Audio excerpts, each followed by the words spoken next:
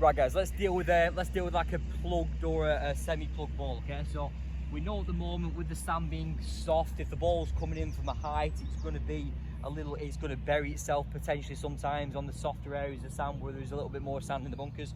If we were to say now that these are always going to be shots that are going to come out with less control, so it's a bit unfortunate to deal a bad lie, but we've got to do the best we can, get it out and try and give ourselves a putt, okay? So a few little technique changes just to try and get the ball popping out. And like we say, this one, because obviously we're going to hit a lot more sand, the club's going to bounce more, so what we're going to find is we're not going to have the level of control we would do that I'd like to have.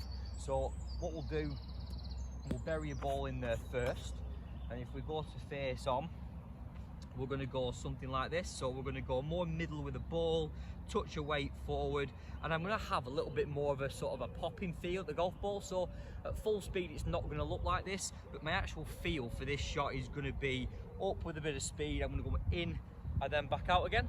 So my actual feel is going to be completely like a little bit of a pop, as if I'm going to retract the club as I'm hitting it.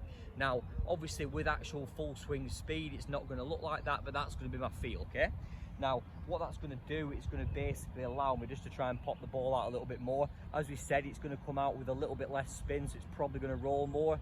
I'm not always going to be as in control of the distance as what I'd like, but let's give it a go. So, a little bit above my feet as well, this one, so I'm going to grip down the club a little bit, ball in the middle. And as we go, ball pops out, and you can notice, I don't know if you can see it on camera, but it's rolling out a lot more than what it would do normally. So I've got myself down to inside 10 foot, maybe 8 or 9 feet there, which is acceptable from, like I said, buried lie. So from our point of view now, this should work on any level of lie. So if we're going to really sort of bury it as much as possible, and I can't see it being obviously much worse than that, but again, if we give it another go, guys, from here, same sort of feel.